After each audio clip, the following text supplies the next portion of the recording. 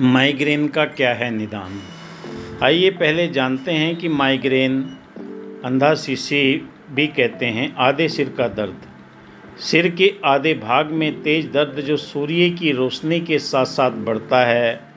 ये रोग को उल्टियाँ वगैरह ज़्यादा होती है, क्योंकि दवाइयाँ आना, उल्टी आना, ये माइग्रेन के सिम्टम है।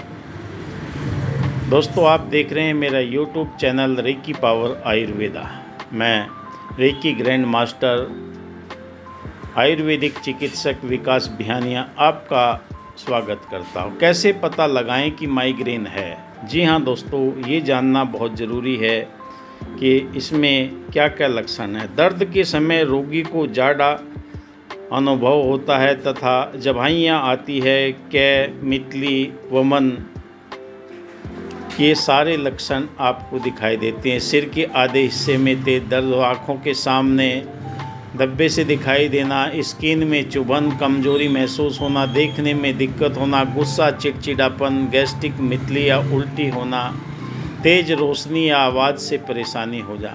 रोगी ये चाहता है कि मैं शांत बैठा रहूं। जी हाँ दोस्तों, स्ट्रेस, थकान, नींद की कमी, धुआं, डस्ट स्मेल, तेज साउंड, ज़्यादा शराब, स्मोक, कैफीन का इस्तेमाल करना, बर्थ कंट्रोल पिल्स, दवाओं का ओवरडोज, इरेगुलेशन। दोस्तों, ये सारे सिम्टम आपको माइग्रेन के कारण होते हैं।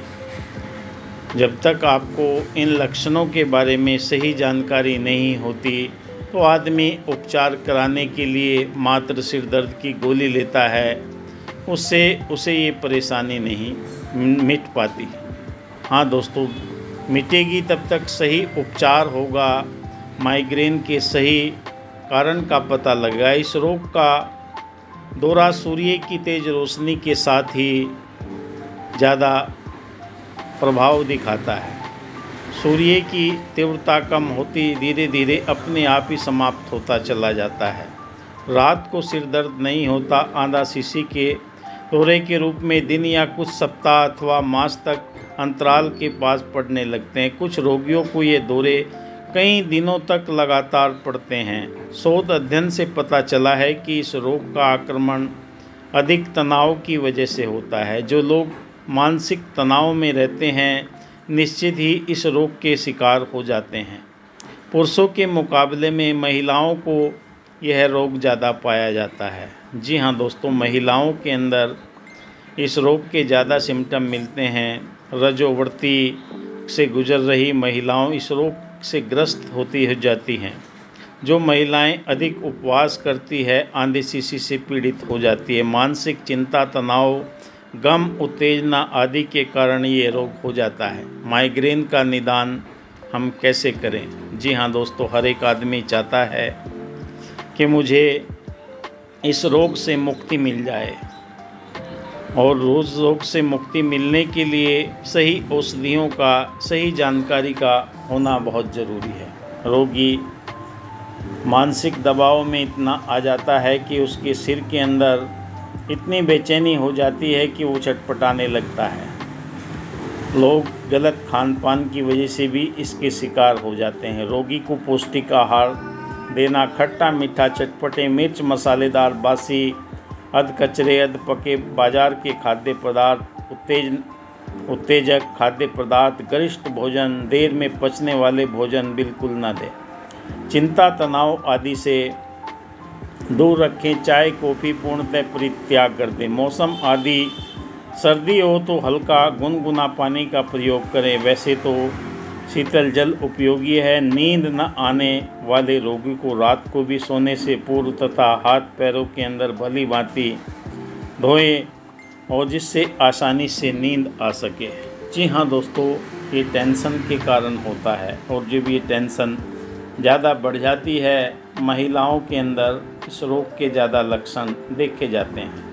कई बार गलत खान पान, अपचन, अफारा, हमेशा कब्ज रहना, उच्च रक्तचाप, मस्तिष्क ट्यूमर, आहार विहार की गड़बड़ी, गंदे स्थान में वास, एक ही स्थान पर निरंतर बैठे रहना आदि कारण रोग का कारण बन जाते हैं। आदि सिर में दर्द सूर्य उदय के समय बढ़ता है, दोपहर के समय तेज हो जाता है। दर्द निवारक औषधियाँ प्रयोग करने से विशेष फर्क नहीं पड़ता। ऐसा दर्द कई दिनों तक, कई मंत्राल तक ये चलता रहता है। हालांकि यह रोग असाध्य नहीं है, लेकिन फिर भी इसकी चिकित्सा कठिन नहीं है।